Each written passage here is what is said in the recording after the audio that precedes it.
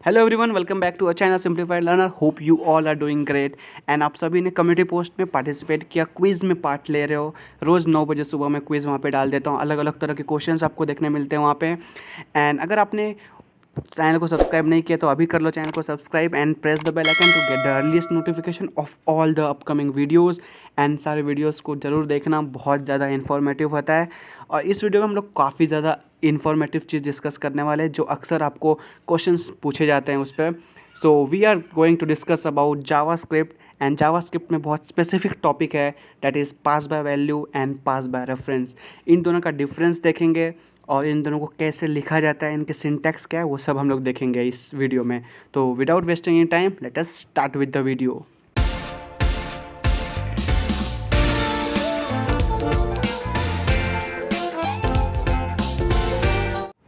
Welcome back guys. So pass by value और पास by reference आपने हर language में देखा होगा और हर लैंग्वेज में ऑलमोस्ट ये सेम ही होता है, बस कुछ डिफरेंस होता है हर लैंग्वेज में जो कि ये सिंटैक्स को लेके, तो वो हम लोग देख लेते हैं।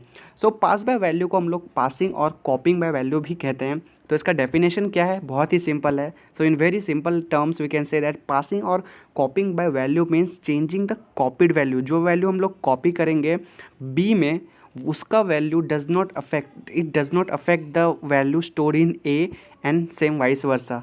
अगर आप ए का वैल्यू चेंज करें तो बी में अफेक्ट नहीं करेगा, अगर आपने बी का वैल्यू कॉपी किया तो ए में चेंज नहीं करेगा वो। सो गिवन वेरिएबल ए हमारा क्या है, 10 है। सो ये डेफिनेशन आपको कुछ कुछ आइडिया मिल गया होगा। अब हम लोग पास बाय रेफरेंस का डेफिनेशन पहले देख लेते हैं, फिर इन दोनों को डिटेल में समझेंगे। सो पासिंग और कॉपिंग बाय रेफरेंस, इसका मतलब क्या होता है? तो डेफिनेशन बहुत ही ज़्यादा सरल है। So in very simple words we can say that passing और copying value by reference means changing copied value in B will definitely affect the value stored in A and vice versa. अगर आप copy करते हो ए का value B में और B में कुछ चेंजेस करते हो तो वो डेफिनेटली ए में भी चेंज होगा। इसी को हम लोग पासिंग और कॉपिंग बाय रेफरेंस कहते हैं। सो इसको और डिटेल में समझते हैं हमारे एग्जांपल्स और कोड की हेल्प से। सो एक चीज़ आप सभी लोग नोट करो कि in JavaScript primitives are passed by value and objects are passed by reference. Now what is primitives and object? So primitives and object दोनों ही जावास्क्रिप्ट के डेटा टाइप्स हैं और प्रिमिटिव 6 टाइप्स के होते हैं एंड ऑब्जेक्ट तो एक ही होता है जो कि नेम वैल्यू के पेयर में होता है। सो मैं इनका वीडियोस भी एक अच्छे से नोट्स के साथ आपको एक्सप्लेन कर दूंगा। अब देखो कुछ एग्जांपल्स मैंने यहाँ पे लिए प्रिमिटिव के। सो मैंने यहाँ पे एक वेरिएबल ए बनाया जिस पे मैंने 10 वैल्यू असाइन कर दिया and variable B equal to A किया, means B is copied of A. इसी तरह से मैं यहाँ पे ऑब्जेक्ट क्रिएट कर रहा हूँ। ऑब्जेक्ट वेरिएबल ए होगा और ऑब्जेक्ट नेम एंड वैल्यू के फॉर्म में होता है। तो ऑब्जेक्ट में नेम क्या हुआ यहाँ पे, एक्स, और उसको क्या वैल्यू प्रोसेस कर रहा है, 10 को। एंड वेरिएबल बी बनाया जो कि ए को कॉपी कर रहा है। तो आप ये समझ गए कि वेरिएबल ए और वेरिएबल बी क्या काम कर रहा है यहाँ पे। अगर मैं बी को यहाँ पे चेंज कर दूँ प्रिमिटिव में भी और ऑब्जेक्ट में भी, तो उनका ए पे क्या असर पड़ता है, या फिर ए को चेंज करूँगा तो बी पे क्या असर पड़ेगा। सो देख लो यहाँ पे प्रिमिटिव मैंने बी इक्वल टू 20 किया, बी का वैल्यू मैंने अपडेट कर दिया। इनिशियली 10 था ए का वैल्यू और जो ए का वैल्यू होगा वही बी का वैल्यू होगा क्योंकि बी कॉपी कर रहा है ए को। एंड लेटर ऑन मैंने बी को अपडेट कर दिया 20 से। तो इसी तरह से ऑब्जेक्ट में भी मैंने पहले ए को एक्स को 10 वैल्यू डिफाइन किया एंड बी को कॉपी कर दिया ए में एंड यहाँ पे बी डॉट एक्स किया इक्वल टू 20। मीन्स जो बी हमारा वेरिएबल है वो कौन से नेम को कॉपी कर रहा था, एक्स को, एंड उसमें क्या वैल्यू है, 10 है इनिशियली, तो उसने उसको कॉपी किया। तो मैंने यहाँ पे उसको अपडेट कर दिया अब 20 से, 10 की जगह पे 20 से। सो अब क्या चेंजेस होगा ए और बी में, उसको हम लोग अच्छे से समझते हैं और ये कैसे काम करता है वो भी देखते हैं। So how does it work, step by step हर एक चीज़ को हम लोग अच्छे से समझते हैं। सो देखो मैंने वेरिएबल ए को 10 असाइन किया, सो 10 को एक स्पेस मिल गया। देखो वेरिएबल ए को एक 0x001 नाम का एक मेमोरी अलोकेट हुआ जिसमें उसने 10 वैल्यू को स्टोर किया। ओके, ए को 10 वैल्यू स्टोर किया एक मेमोरी में, एक स्पेस मिल गया उसको हमारे सिस्टम में। ओके, अब देखो उसके बाद हमने क्या किया, हमने बी वेरिएबल को डिफाइन किया और बी क्या कर रहा है, ए को कॉपी कर रहा है। मीन्स जो भी वैल्यू ए का होगा वो बी भी वही सेम वैल्यू को प्रोसेस करेगा, बट उसके पास एक नया मेमोरी होगा, वो एक अलग स्पेस अपने अंदर रखेगा। ओके, सो ए ने 10 को रखा, बी ने भी 10 को रखा, और जब मैं बी को 20 कर देता हूँ तब क्या चीज़ होता है। देखो जब मैंने बी को 20 किया पर बी का मेमोरी क्योंकि अलग था तो इसलिए उसका इफ़ेक्ट ए पे नहीं पड़ा। तो इसी को हम लोग कहते हैं पास बाय वैल्यू। हम लोग वैल्यू चेंज कर रहे हैं but it won't affect the initial value जिससे हमने कॉपी किया है। तो देखो हमने डेफिनेशन क्या पढ़ा था वो एक बार देख लो यहाँ पे कि in very simple terms passing और copying by value means changing the copied value in B does not affect the value in A, और वाइस वर्सा हम लोग कह सकते हैं। मतलब हमने ए का वैल्यू 10 दे दिया और बी का वैल्यू भी हमने 10 रखा इनिशियली, क्योंकि बी कॉपी कर रहा है ए को, और जब हम बी को 20 करें और क्योंकि बी कॉपी किया था ए को तो ए में चेंज होना चाहिए, बट पास बाय वैल्यू में चेंज नहीं होता है, क्योंकि दोनों ही वेरिएबल को एक अलग अलग अपना मेमोरी अलोकेट हो चुका है हमारे मेमोरी में, हमारे सिस्टम में। सो इसीलिए कॉपी करने के बाद अगर हम किसी वैल्यू को अपडेट, किसी वेरिएबल को अपडेट कर रहे हैं, तो वो कॉपीड जिस जो पेरेंट है जहाँ से हमने कॉपी किया है उस पर कोई इफेक्ट नहीं डालता है। तो इसी को हम लोग कहते हैं पास बाय वैल्यू। अब पास बाय रेफरेंस को हम लोग समझते हैं इन्हीं डायग्राम्स के साथ और इन्हीं एग्जांपल्स के साथ। तो देखो सबसे पहले हम लोग वेरिएबल ए को डिफाइन करते हैं। तो किस तरह से, तो वेरिएबल ए जब भी बनेगा उसका एक मेमोरी लोकेशन असाइन हो जाएगा हमारे मेमोरी में। सो ए के लिए एक लोकेशन असाइन हुआ जो 0x001 है, एक मेमोरी मिल गया। अब ए के अंदर क्या है, ये करली ब्रैकेट के अंदर जो भी है उसके लिए एक मेमोरी होगा। तो करली ब्रैकेट के अंदर जो भी है उसके लिए हमने यहाँ पे एक मेमोरी बना दिया 0x003। अब वो 0x003 के अंदर क्या है, उसके अंदर क्या है x, और जिसका वैल्यू क्या है 10, तो उसको रखने के लिए भी एक जगह चाहिए। तो वही हमारा वो मेमोरी लोकेशन को बता रहा है कि वो 0x003 में जो भी वैल्यू होंगे वो ए का ही वैल्यू होगा। ओके, सो इस तरह से ए यहाँ पे डिफाइन हो जाता है। तो सिमिलर पैटर्न बी भी डिफाइन होगा, क्योंकि बी ए को ही कॉपी कर रहा है। सो बी के लिए हमने एक मेमोरी लोकेशन बना दिया 0x002, और वो बी क्या कर रहा है, ए का वैल्यू प्रोसेस कर रहा है। ए का वैल्यू कहाँ पे है, 0x003 में। सो 0x003 में क्या है, x और 10 है, क्योंकि x का वैल्यू यहाँ पे 10 है, x नेम है, 10 उसका वैल्यू है। सो इस तरह से ए और बी यहाँ पे ऑब्जेक्ट डिफाइन हो गया। अब जब हम लोग नेम को चेंज करें b.x मीन्स b का जो भी वैल्यू और नेम है उसको हमने अपडेट कर दिया 20 से। सो x नेम था वो पहले 10 था, वो 20 हो गया। सो अब देखो क्योंकि ये b 0x003 को एड्रेस कर रहा है कि यहाँ पे जो भी वैल्यू होगा उसको चेंज कर दो, तो वो सेम चीज़ a के पास भी है।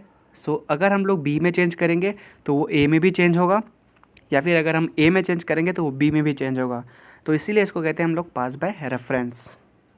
अब इन दोनों का पास बाय वैल्यू और पास बाय रेफरेंस का हम लोग कोड के फॉर्म में देखते हैं कि आपको प्रैक्टिकल डेमो करके मैं दिखाता हूँ कि किस तरह से ये अपडेट करता है ए और बी के वैल्यू को। तो हम लोग इसको रन करते हैं एक ऑनलाइन कंपाइलर में।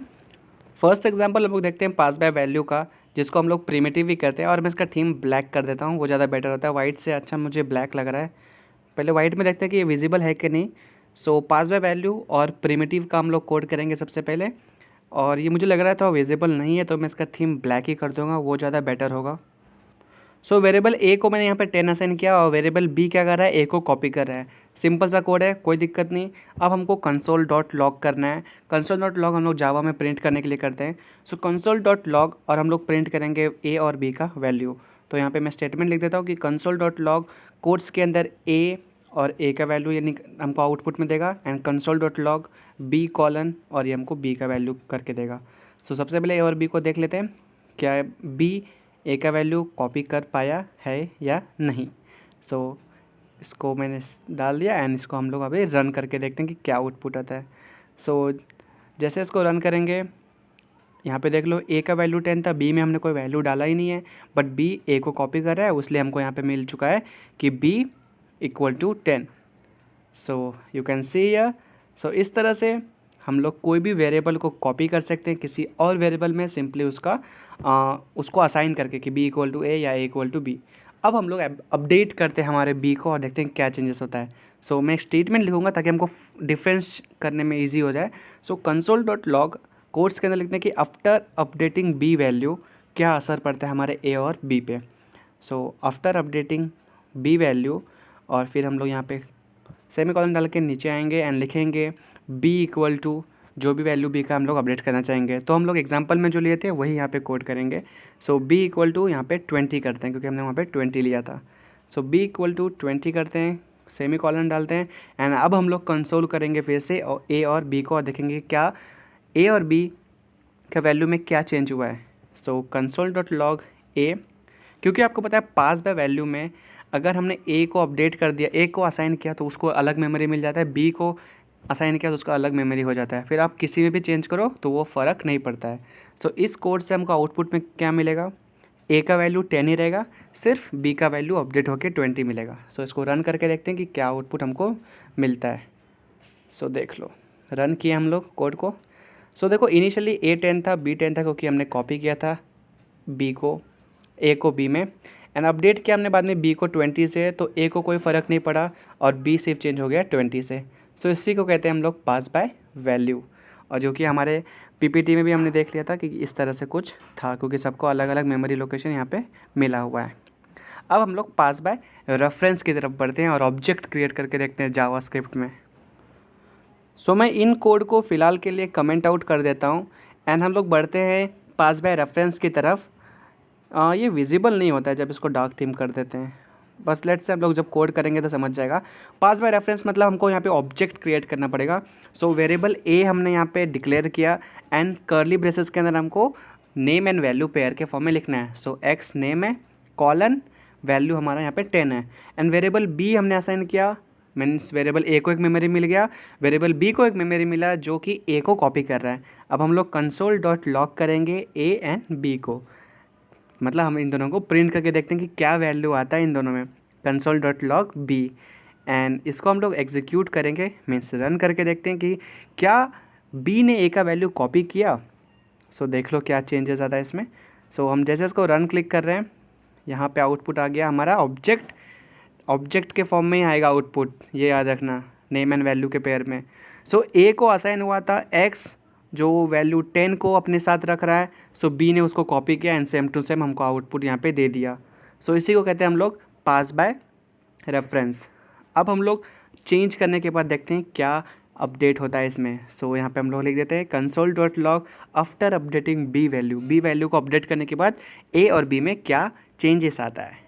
और जैसे कि हमने पढ़ा अभी कि पास बाय रेफरेंस में क्या होगा, अगर हम लोग ए को चेंज करेंगे तो बी भी चेंज होगा, अगर हम बी को चेंज करेंगे तो ए भी चेंज होगा। क्यों ऐसा होगा?